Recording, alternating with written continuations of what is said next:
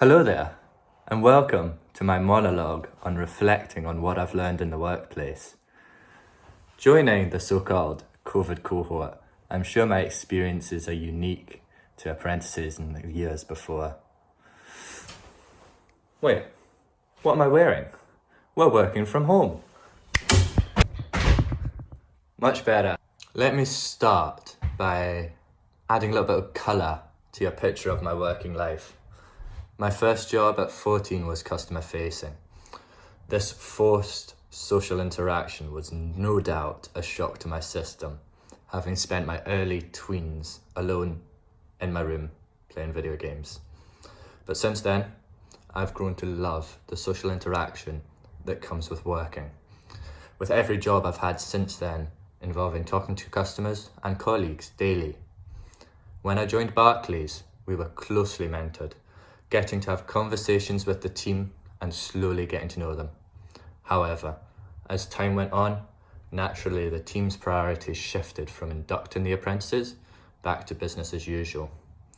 So I've made the conscious effort to make connecting with others a priority. I've found this not only further developed my interpersonal skills, but was mutually appreciated by the other party, who was also alone working from home. I have found you cannot escape stress in the workplace. I'd even go as far to say as it comes hand in hand with success. The pressure comes from multiple angles, from wanting to perform well, to wanting to have good relationships with your colleagues and managers, and the necessity of having to keep your job.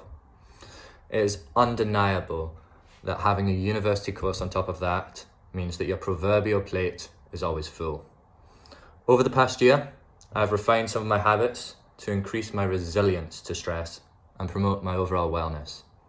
Thinking back to before I joined Barclays, the staple of my diet would be Tennent's and instant noodles. But since making the change to consuming a more healthy diet, there is no doubt I have better mood regulation and a better balance of energy throughout the day.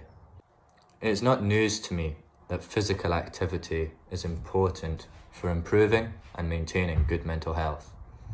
For the past 4 years, I've been doing strength training at the gym, and I understand deeply how my body and mental state are one. When the gyms closed due to COVID, I really struggled with a mainstay of my life being taken away. Reflecting back, I would say the first month when I joined the workplace was the most strenuous and trying time for my mental health. But on the recommendation of a friend, I found yoga to really help.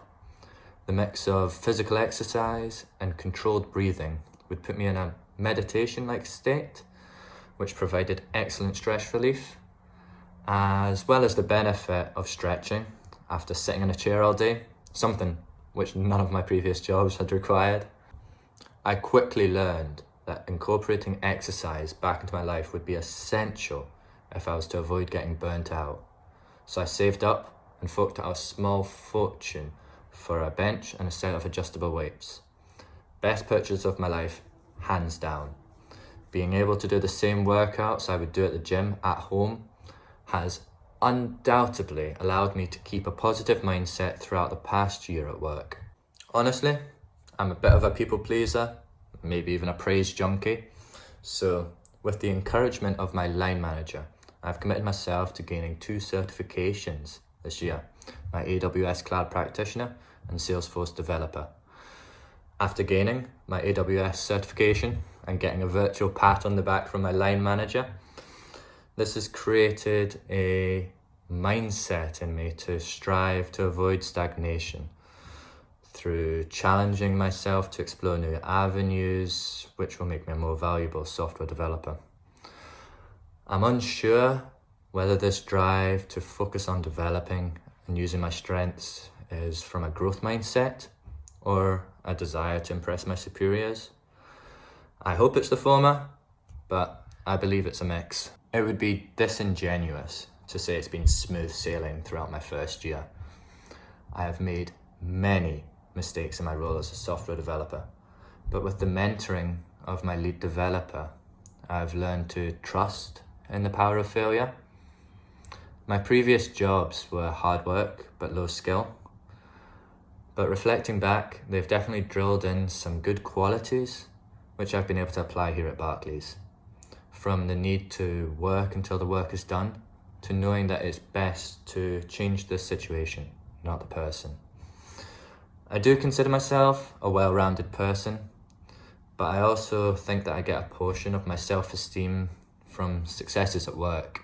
So learning from mistakes can be a tough pill to swallow. But I remember to look on the bright side, as through failure, true growth occurs. I found it rather hard to reflect back on what I've learned over the past year. I've certainly grown as not only a developer, but as a person, learning that I'm a creature of habit, and what I incorporate into my daily routine has a direct effect on my work and my well-being. I have no doubt my programming skills have developed immensely over the past year, as I'm now able to contribute to the code base, and I consider myself a productive member of the team. I'm looking forward to the next year and the challenges that will bring, and I'll continue to be introspective about what aspects of my life are a net positive and bring value to my work.